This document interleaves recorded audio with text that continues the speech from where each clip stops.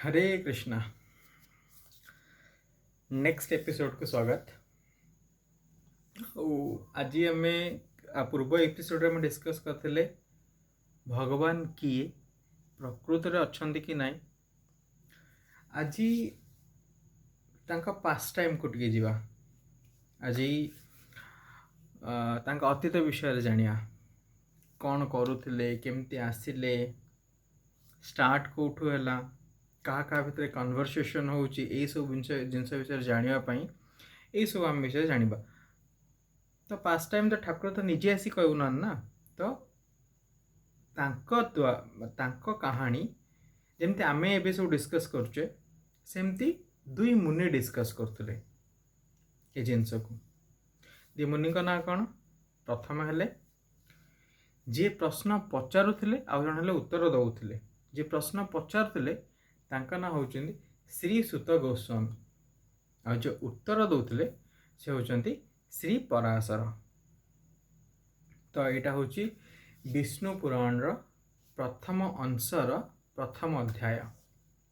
आ मु जो ये जो जहाँ भी जिनस कहबी से जिनस आपण मैंने निजे जाइकी गीता प्रेस रो विष्णु पुराण वर्सन रो आपण निजे भी पढ़ी पारिबे।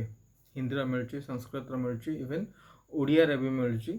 आपण जो भाषा चाहिए से भाषार पुस्तक मगेकी जानीपर जे एक्चुअली मु जहाँ भी आपन को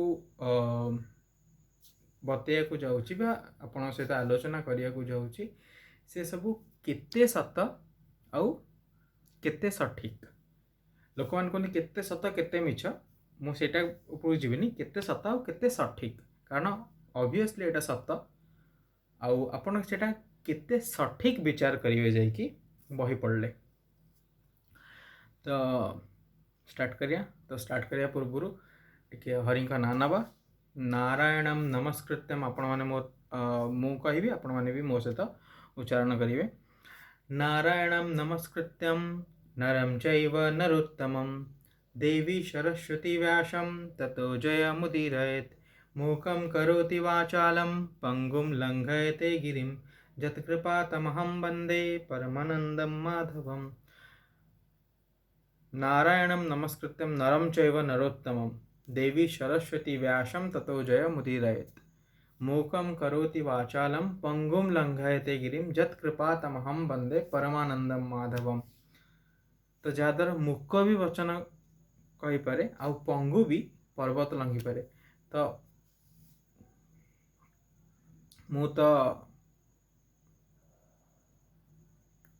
मोर तो पार्टी अच्छी। तो मु जहाँ भी कहूँ सेटा भगवान को कृपारू। आपण मैंने जदि मोर किसी वाचन रे अशुद्धि रही क्षमा करिवे। आउ निजे भी चेष्टा करिवे ए विषय जानिबा को। आउ आपणको आख पाख पड़ोसी सांग गुरुजन लघुजन एमान समस्त को जणिया को चेष्टा करिवे जो माने ए सब जिनस विषय रे अज्ञात। तो ये कहीकि आम आमर स्टार्ट करिया। नारायण का विषय रे स्वयं केशव का विषय रे जयदेव लिखिले केशव ध्रुत मीन शरीर जय जगदीश हरे। केशव ध्रुत क्रूम कुरुम शरीर जय जगदीश हरे। सेमती जयदेव लिखिले दशावतार कथा। तो सेटा को आमे प्रति स्टेप बाय स्टेप आम ये सब जिनस करिया। तो प्रति स्टेप बाय स्टेप पूर्व आपण मानक ये जिनस कहीदेक चाहूँगी जे आपण मैंने या के भावेनि जे मु आज जहाँ विषय करुच्ची काली तार सिक्वेल हम कि प्रिक्वेल हम मे भी अलग किसी भी एपिसोड हो पारे बट कंटिन्यूअस वीडियो चलो से ए वीडियो स्टार्टिंग रे मु कहूँ this beginning has no end. तो जित दिन जाए जीवन अच्छी जित दिन जाए श्वास चलची से दिन जाए आपण मान भल भल आउ सुकर्म रे प्रेरित धर्म रे प्रेरित संस्कृति को उजागर करिया पई जहाँ मो पक्षे संभव मु करी आपण को एतिकी अनुरोध कि आपण माने भी सही जिनस करंतु। तो आम स्टार्ट करिया नारायण का ना नहीं। हरे कृष्ण। तो एबे सुत गोस्वामी आ पराशर मुनि भितर कथोपकथन चलती। सुत से दिजन विषय मुझे छोट समय को उदाहरण देवाक चाहे कहीं ना बहुत लोग यही सब विषय अज्ञात जे आम जो किसी जिन पढ़ुचे विषय आम कि जानूने। धर पढ़ी नमयी नृसिंह चरण अनादि परम कारण पढ़ी देख आगू पलैले बट आम नृसिंह विषय जानले तो तार किसी लाभ ना। तो से आम जिते देखुचे जे कथोपकथन चलती दुई मुनि भितर से होती किए ना सुत मुनि होती पराशर महर्षि। तो जदि एमान विषय कथा चलती एमाने आमको शिखौन विषय भी आम कि जानदे। तो सुत मुनि किए गोटे कहानी अच्छे विषय से केमी एत बाट आसिले कौटी पराशर को केमी भेट हेले। थरे द्वारिकारु बलराम जाइचंती सबु तीर्थ भ्रमण करने। तीर्थ भ्रमण करी करी करी करी गोटे अरण्य रे पहुँचले जो प्रकृति आगुरी कौन होता ना यही सब वार्तालापना अरण्य मध्य होता। कहीं अरण्य हूँ शांति परिवेश सेठी संसार बहुत लोक जनगहली नहीं तापर कें का पे पा नहीं। तो यही सब जिनस दूर रे जंगल हूँ एमती गोटे स्थान बा निर्जन स्थान जहाँ कह गले हम जोटि शांति मिले आ भलसे सबू जिनस करें। लोक मैंने तपस्या कराया से जाते लोक मैंने कथोपकथन करने से जाते जदि लोक मैंने तत्व विषय बुझा जानते आइदर से नदी कूल बाछुले ना अरण्य। तो सीटा कहते नैमिष्य अरण्य। ओके तो जो कथोपकथन चलती बलराम जा पहुँचती सेठी सेम चलती। आपण मैंने देखी बहुत गुड़े वीडियो रे गोटे आसन रे जड़े बस था जे प्रवचन दौ था जे तत्व कथा कहू था जे तत्वज्ञान बांटू था आउ बहुत गुड़े भक्त माने भक्तवृंद शुणु था। तो प्रथम कथा हूँ से जो आसन ना हूँ व्यासासन। कारण व्यासंक ना जमती कि आमे राजा जो बसती कहे सिंहासन से हीपरी जे तत्व ज्ञान दिए कह जाए व्यास। से जो आसन रे जो बसिक तत्व ज्ञान दियंती सेटा हूँ व्यासासन। तो व्यासासन रे बसिकी जड़े ऋषि जो मैंने सब श्रोता मान सब अच्छा जड़े वक्ता जड़े श्रोता जे कहे सी वक्ता जे शुणे सी श्रोता। तो ये कहते आ जड़े शुणुच बहुत जन शुणुंट। तो बलराम आसिक पहुँचले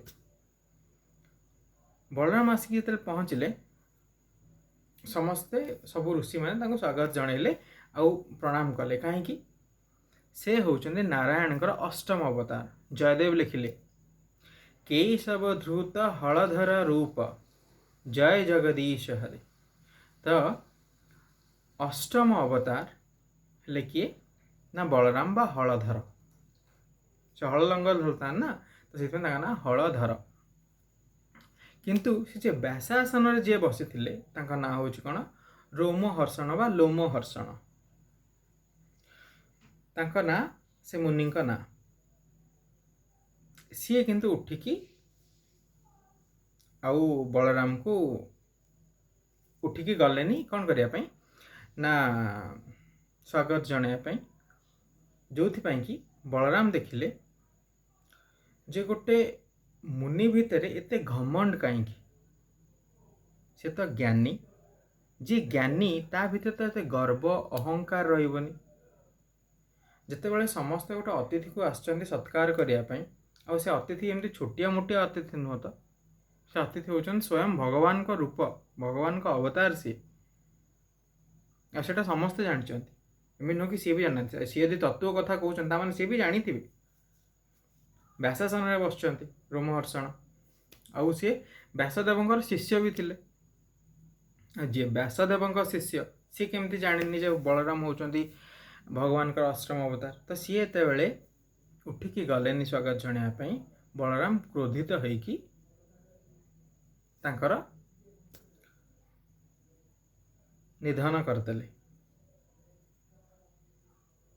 ଯେତେବେଳେ ନିଧନ କରିଦେଲେ, ସେଠୁ ମୁନି ଋଷିମାନେ କହିଲେ ଯେ ପ୍ରଭୁ ସେ ତ ନିଧନ କରିଦେଲେ, ଆପଣ ତ ତାଙ୍କୁ ମାରିଦେଲେ, ଏବେ ଆମକୁ ତତ୍ତ୍ୱ କଥା ଶୁଣେଇବ କି?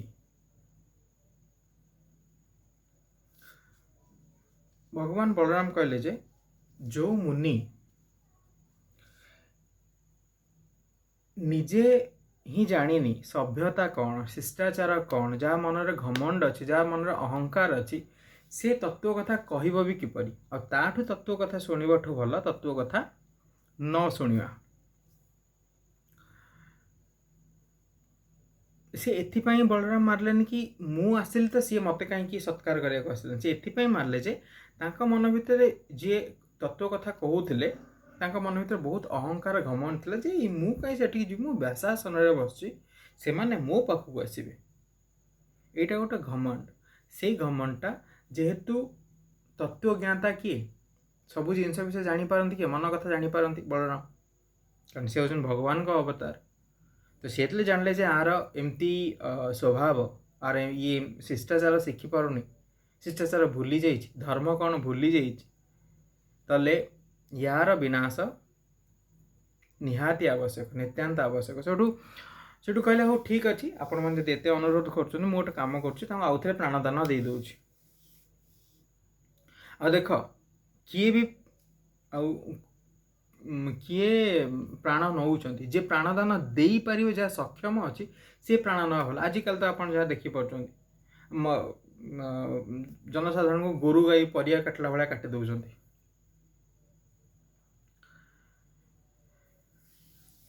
ତ ସେଠୁ ବଳରାମ କହିଲେ ନାଇଁ ଠିକ୍ ଅଛି, ଯଦି ଆପଣମାନଙ୍କର ଏତେ ଅସୁବିଧା ହେଉଛି ତାହେଲେ ମୁଁ ତାଙ୍କୁ ପ୍ରାଣଦାନ ଦେଇଦେଉଛି। ସେଠୁ ସେଠି ଯେଉଁ ସେ ସନ୍ନ୍ୟାସୀମାନେ ବସିଥିଲେ କହିଲେ ନାଇଁ ନାଇଁ ଭଗବାନ, ଏଇଟା ନିୟତି ଥିଲା, ଏଇଟା ଲେଖା ହେଇଥିଲା ଏଇଆ ହେବ ବୋଲି, ତ ଆପଣ ଗୋଟେ କାମ କରନ୍ତୁ, ତାଙ୍କର ପୁତ୍ର ବସିଛନ୍ତି ଏଇଠି, ତାଙ୍କୁ ସବୁ ଜ୍ଞାନ ଦେଇଦିଅନ୍ତି, ଆଉ ତାଙ୍କୁ ଗୋଟେ ଉତ୍ତମ ଶିଷ୍ୟ, ଉତ୍ତମ ବକ୍ତା ଆଉ ଉତ୍ତମ ତତ୍ତ୍ୱଜ୍ଞାତା ରୂପରେ ଆପଣ ଆମ ସମାଜ ଆଗରେ ସମସ୍ତଙ୍କୁ ଦେଖାନ୍ତୁ, ବା ତାଙ୍କୁ ସେତିକି ଆଶୀର୍ବାଦ ଦିଅନ୍ତୁ ଯେ ସେ ସବୁ ଜିନିଷ ଜାଣିପାରିବେ, ଆଉ ତାଙ୍କ ଭିତରେ ଧର୍ମ କର୍ମ ଏସବୁ। ଆଉ ସେ ବି ବହୁତ ଭଲ, ସେ କହିବାକୁ ଗଲେ ସେ ଭଗବାନଙ୍କର ଗୋଟେ ଅଂଶ ଅବତାର।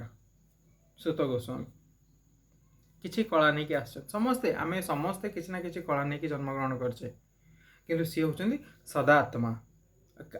ମୁଁ ମେ ବି ଆର କ୍ଲାସ୍ରେ ଆପଣଙ୍କୁ କହିଦେବି ଯେ କିଏ କେମିତି କଳା ନେଇକି ଆସିଥାଏ, କାହାର କେତେ କଳା ଠାକୁରଙ୍କର ନେଇକି ଆସିଥାନ୍ତି। ତ ସେ ସେମିତି ସୁତ ଗୋସ୍ୱାମୀ ଠାକୁରଙ୍କ କଳାରେ ଜନ୍ମିତ, ତ ଯେଉଁଥିପାଇଁ କି ସେ ପୁଣ୍ୟାତ୍ମା ଗୋଟେ। ତ ଏଇଟା ଦେଖିକି ବଳରାମ କ'ଣ କଲେ ନା ତାଙ୍କୁ ଆଶୀର୍ବାଦ ଦେଲେ, ଆଉ ଯେଉଁଥିପାଇଁ କି ସେ ଆପଣମାନେ ଶୁଣିଥିବେ ସୁତ ଗୋସ୍ୱାମୀଙ୍କ ନାଁ, ସେ ଆଗକୁ ଆସିକି ବହୁତ ପୁରା ତତ୍ତ୍ୱଜ୍ଞାତା ହେଲେ, ବେଦ ଜ୍ଞାନ ଶିଖିଲେ, ଆଉ ସବୁ ଜିନିଷ ବିଷୟରେ ଜାଣିଲେ। କାଠୁ? ପରାଶର ମୁନିଙ୍କ ଠାରୁ। ତ ଏବେ ସିଏ ହିଁ ପଚାରୁଛନ୍ତି କ୍ୱେଶ୍ଚନ୍, କାହାକୁ ନା ପରାଶର ମୁନିଙ୍କୁ। ପରାଶର ମୁନି କିଏ ପୁଣି? ଏବେ ଆମେ ଜାଣିଦେଲେ ଶ୍ରୋତାଙ୍କ ବିଷୟରେ ଯେ କ୍ୱେଶ୍ଚନ୍ ପଚାରୁଛନ୍ତି, ଏବେ ଆମେ ଶୁଣିବା ବକ୍ତାଙ୍କ ବିଷୟରେ ଯେ କହିବେ ଆନ୍ସର ଗୁଡ଼ା। ତ ବକ୍ତା କିଏ ନା ପରାଶର ମୁନି। ପରାଶର ମୁନି କିଏ? ଆପଣ ମାନେ ଯଦି ବଶିଷ୍ଠଙ୍କୁ ଜାଣିଛନ୍ତି, ଋଷି ବଶିଷ୍ଠ, ସପ୍ତର୍ଷିଙ୍କ ଭିତରୁ ଜଣେ ଋଷି ବଶିଷ୍ଠ। ତ ବଶିଷ୍ଠଙ୍କର ବଂଶଧର ହେଲେ ପରାଶର। ତ ପରାଶରଙ୍କ ବିଷୟରେ କାହାଣୀ ଯେଉଁଟାକି ମୁଁ ଆଗକୁ କହିବି, ସେଇ କାହାଣୀରେ ଆଉ ଟିକେ ଅଳ୍ପ ଅଧିକା କରିକି କହିବି ସେଥିରେ, ଯେ ପରାଶର ହେଉଛନ୍ତି ବଶିଷ୍ଠଙ୍କର ନାତି, ମାନେ ବଶିଷ୍ଠଙ୍କର ପୁତ୍ର ହେଲେ ଶକ୍ତି, ଶକ୍ତିଙ୍କ ପୁତ୍ର ହେଲେ ପରାଶର। शक्ति मुनि मन रखु वशिष्ठ आग हेले ब्रह्मा ब्रह्मांकर संतान हेले वशिष्ठ वशिष्ठ संतान हेले शक्ति शक्ति संतान हेले पराशर तो पराशर हेले वशिष्ठंकर नाती बा कह गले वशिष्ठ होउचंती पराशरंकर पितामह बा जेजे बापा। तो पराशर को पचारे जितेबले कहले हे मुनि हे महर्षि आपण तो बहुत जिनस विषय जानी आपण तो सर्वज्ञाता ताले मते किसी जिनस मोर किसी जिनस जानियार अच्छे आपठू मत टे दया करी आपण जन दिंतु ना कौन ए सृष्टि केमती तैयारी ए सृष्टिर कर्ता धर्ता किए सूर्य चंद्र तारा नक्षत्र एमान सब कौठू आसुचंती आंकु सबू स्थापन किए करिछि चर अचर जीव एमान सबू कौठू आसुचंती आंकर प्रयोजन कौन महर्षि वेद धर्म आर प्रयोजन कौन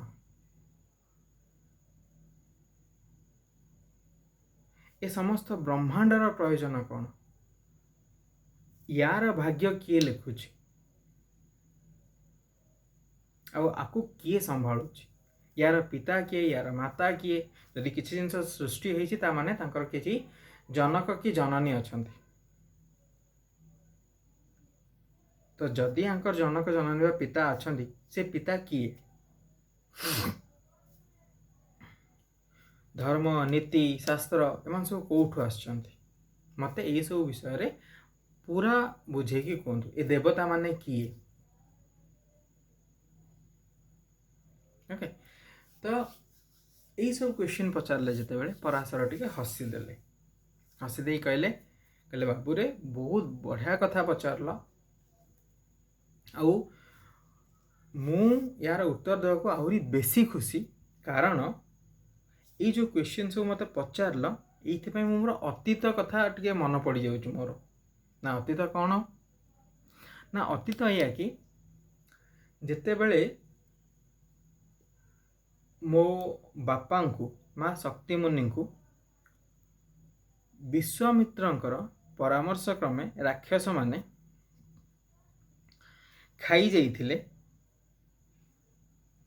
तो सेतेबेले मु गोटे कौन कली ना गोटे यज्ञ आरंभ करी कौ यज्ञ ना से सब राक्षस माने सफा हो मरीजे नष्ट हो दुनिया रे रे कि नाश करदे सब असुर मान राक्षस मान से यज्ञ करते कि पराशर मुनि जो द्वारा कि बहुत गुड़ा राक्षसंकर वंश लोप पाई जाऊला थर थर करे तो एमती कहीं कले पराशर मुनि आउ विश्वामित्र भी कहीं परामर्श देले राक्षस मान को पुणी शक्ति मुनि को नष्ट कर शक्ति मुनि तो होती वशिष्ठ संतान यहीटार गोटे कथा हूँ जे यही कथाटा जोटा कि मुझे लंबा करी टे अधिया कथा कहि आपण को जे शक्ति मुनि हेले वशिष्ठ पुओ तो थरे कौन है थरकर कथा विश्वामित्र जाइछन्ति जंगल को आगुर तो राजा माने आखेट करुले ना माने शिकार करने जाऊे ना तो शिकार से कौन कर शिकार करने दौड़ुले बहुत गुड़ा सैन्य मान दौड़ुले निजे दौड़ी दौड़ी खोजुले तो यही सब ये कौन होगा ना भोक और शोष रहा बहुत बहुत भितर पशिगला जंगल को पानी आउ खाया किसी मिलानी से किसी मिलानी से कौन कले ना सेठू खोजी खोजी खोजी खोजी गोटे आश्रम रे पहुँचले से आश्रमटा है वशिष्ठ आश्रम जो से वशिष्ठ आश्रम रे पहुँचले विश्वामित्र वशिष्ठ अनुरोध कले जे महर्षि मत किसी खाइबा को दिंतु मत पीवा को दिंतु कारण मु शिकार पछरे दौड़ी दौड़ी मो देह पूरा खराब हो गलानी आउ मु चलिया को बल पाऊनी मो देह निर्बल हो गलिनी मु सॉरी दुर्बल हो गलिनी मु तो मते खाइया को किछि दियंतु वशिष्ठंकर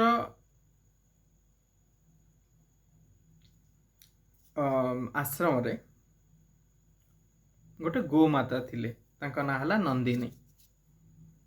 तो नंदिनी को जितेबाला वशिष्ठ जाके अनुरोध कले जे वशिष्ठ सैन्य सामंत मान खाद्य, तो सी गोटे एकात्र बहुत आम जानते ना कामधेनु जमती समस्त आशा पूरण कर दिए से जेकोस प्रकार आशा हो, सेमती वशिष्ठ आश्रम जो नंदिनी थिले सी भी से कार्य पारंगम। नंदिनी विषय भी कह पर एपिसोड आपण मानक। तो नंदिनी जिते यही सब जिनस देदेले तो से खाई समस्त तृप्त हो गले। तृप्त हो गले सब जिनस किए देखुले ना विश्वामित्र देखुले जे कौन हो कौन ना बोली। से देखिले जे एते अद्भुत गाई राजा पाखरे न रहीकि गोटे मुनि आश्रम रोचे, तो से सी कौन कहले ना तांका मन में भी लोभ है जे नाई नाई जदि मुझे जिनस नहीं मोर आ मत कड़े जावाक ही पड़ोनी, मत कार्य ही करा पड़ोनी, मोर सब जिन सब सुरुखुर हो मो राज्य भी आउ कि अभाव रही अनाटन रही दुर्भिक्ष के पड़ो ही ना, पड़े भी मु ठीक करदेवी ये सब जिन धरू। तो सी सब वशिष्ठ को अनुरोध कले कहले गोटे काम करूँ आपण मत यही गाई दे दिंतु आपण संसार रे मो पाखे जहाँ सब नहीं जातु एपरिकी मो सब राज्य भी नहीं जाऊँ, कारण से जानी नंदिनी को नहीं गले तो पुणी आउ गोटे राज्य भी गढ़ी हो। तो से कौन कले ना राज्य बदल रे गाई मागिले। वशिष्ठ से सप्त ऋषि ब्रह्मा संतान तांकु राज्य कौन दरकार, से तो मुनि स्थित प्रज्ञ। से मना करदे कहले नाई ये जिनस असंभव, ये जिनस कार लोभ पाई दिया है, ये जिनस दि जाइए जे केतेबेले किछि यदि विपद आसे बहुत बड़ विपद आसी जाए ताल से विपद को एड़ेया पाई आम पाखे ये जिनस अच्छे। जमीक आप आटम बम अच्छे, आप आटम बम तैयारी कर जानते जब आप कहे मुझे प्रति जगह टेस्टिंग करी आटम बम फोपाड़ी फोपाड़ी तो काली की पृथ्वी ध्वंस हो आपण पार कौट भल जिनस अच्छी ता माने नुहे मुझे सब टेस्टिंग करी सेटा दिखाई आपातकाल स्थिति जदि किसी गोटे एमती गोटे स्थिति होगा तो आउ किसी करी हेनी से जिनस यूज करिया आमे व्यवहार करिया आमे। तो से कौन कहला ना मना करदे वशिष्ठ कहले ना ना कर ये तो राजा राजा को मानिव से छोटू युद्ध कले कहले युद्ध हम जी जीत तार गाई आउ युद्ध है पारे विश्वामित्र हारीगले। वशिष्ठ जो ब्रह्मा संतान सहित विश्वामित्र कौन पारे भी से सप्तर्षि भितर जड़े से विश्वामित्र देखिले जे कहले ना एठी राजार पावर जेतिकी नाही ताठू 7 गुण अधिक होची महर्षि मानकर शक्ति। तो जदि मु महर्षि हे जीवी काली की ताहले मो भितर भी शक्ति आसी जीवो। तो सी से शक्तिर पिपासा बसीभूत होइकी सी सब कौन कले ना तांकर निजे तप जप करिकी हेले। थरे एमती कौन असुविधा होइची गोटे संकीर्ण रास्ता अच्छी जी जीव जड़े जीव आउ जन को रहा पड़ो सेपटे एमती गोटे पतला रास्ता अच्छी एपटे चौड़ा एपटे चौड़ा। तो दी मुंड जो अच्छी संकीर्ण रास्तार प्रथम मुंडे जड़े वेट करने को बाध्य जदि आउ जड़े जाऊँ है। तो एमती थरे होइची ना सेपटू राजा आउचंती एपटू शक्ति मुनि आउचंती, शक्ति मुनि आ भाई मान सब आउचंती। शक्ति मुनि होचंती सबुठू बड़। तो सेपटू किए राजा होची ना कलमास पाद, कलमास पाद नामक गोटे राजा सेपटू आउची संकीर्णास सेपटू ये राजा ये मुनि। तो राजा कहते गोटे आसिक पहुँच गले दी मुंडे से कथा होचन जे राजा कहते मुनि को जे आपण बाट छाड़ू आम सैन्य जा सारा पर आपण मैंने आसबे। तो यहाँ आम पुराण रे भी वर्णित जे आम देश रे राजा मानक ऊपर साधु थांती माने राजा मानक स्थान साधु मानक स्थान तले माने साधु माने सबु बेले प्रातः स्मरणीय आउ पूज्य से जे कोनोसी जेते ऊपर स्थान रे था ना कोनोसी व्यक्ति साधु माने सबु बेले परम पूज्य तो से जिनस बुझेले किए ना मुनि बुझेले क्या ना राजा कलमासपाद को शक्ति मुनि बुझेले कहले जे देख तू ए अपमान करना इटा चली आसी प्रथा आउ ए जिनस को तू अपमान करिकी भावी पीढ़ी को कौन देखा चाहूँ लागू कौन हम ना से सब भावे मुनि मान पुणी तल तो मुनि मान अत्याचार करेंगे आक्रमण करेंगे तो मुनि माने कहीं ऊपर ना से माने स्वयं भगवान तत्व ज्ञान को आसिक आम संसार में बांटती तो जी भगवान मेसेज को आनी बांटिला तो सी तो सब ही प्रातः स्मरणीय और सब उच्च स्थान में रे जाऊँ मैंने आम बाट छाड़देवा यहाँ आम कर्तव्य आम्बुलांस जाऊँ आप कहे एमती किसी रूल ना जे आम्बुलांस आपन को काटिकी जीव कि ना आप गाड़ी चल जाऊँ पछे आम्बुलांस हॉर्न मार्च आप कौन करेंगे से आपन ऑफिस में लेट हो आम्बुलांस जड़े पड़ी असुस्थ व्यक्ति जी जदि ठीक टाइम रे न पहुँचला मरीज आपन क्या बाट छाड़े आम्बुलांस को बाट छाड़े ना आप ऑफिस में डेरी हो जी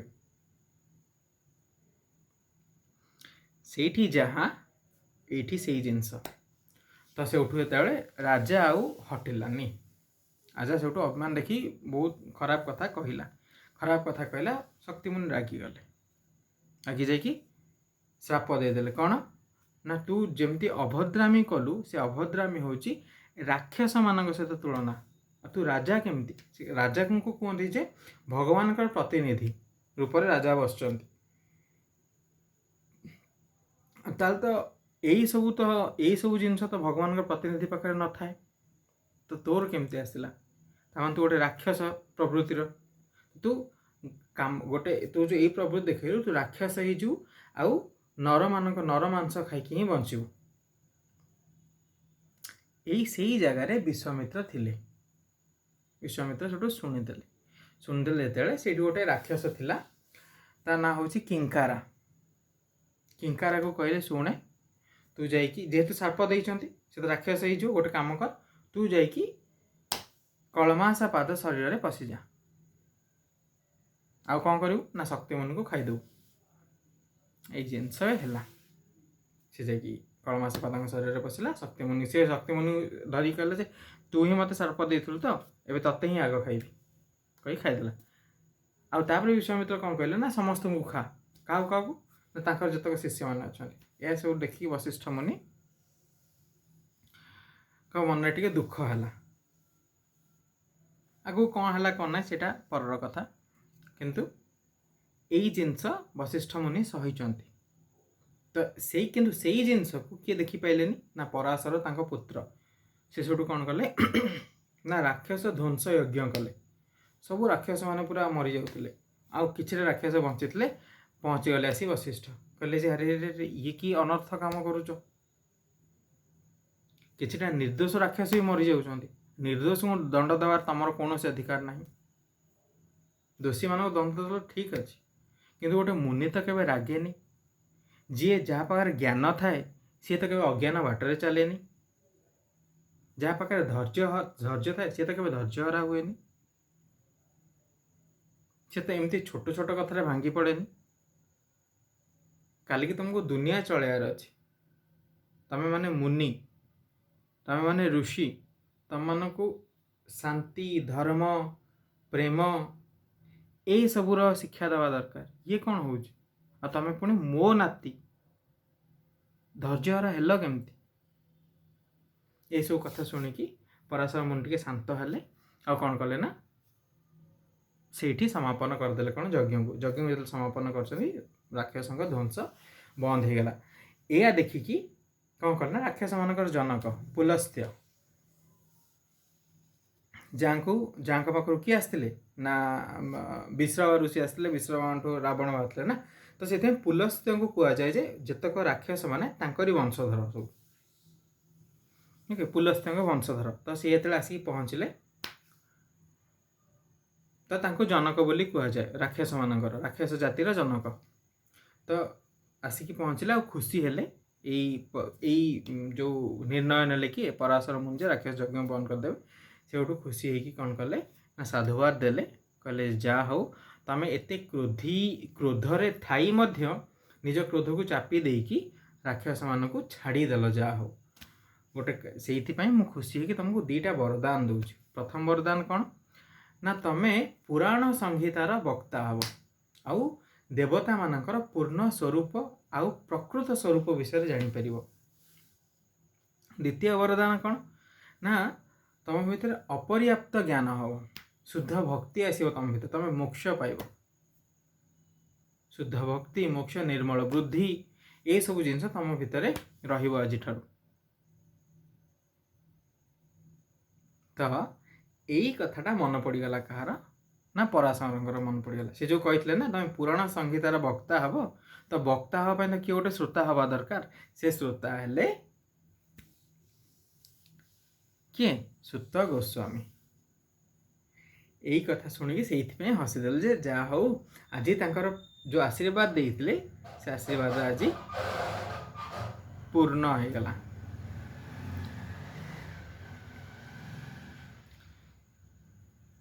यही कथा शुणिकी हसीदेले जे जा हो आज से जो आशीर्वादर सत्यता सत्य परिणत है। तो जो से बहुत खुशी हेले आउ कहले जे सुत गोस्वामी के ठीक अच्छे तुम जहाँ पचार मु पूरा विस्तार पूर्वक कहबी आ तुम ठीक से मन दे शुण। तो ये शेष हो प्रथम अंशर प्रथम अध्याय विष्णु पुराण। आपण मानू केमती लगिला कमेंट्स रे लिखिबे। आउ जहाँ जहाँ डिटेल्स आपको देली जदि आपड़ जानी तो बहुत भल, जदि जानी नथिले से गोटे लाइक और समस्त सहित शेयर करूँ। धन्यवाद। हरे कृष्णा।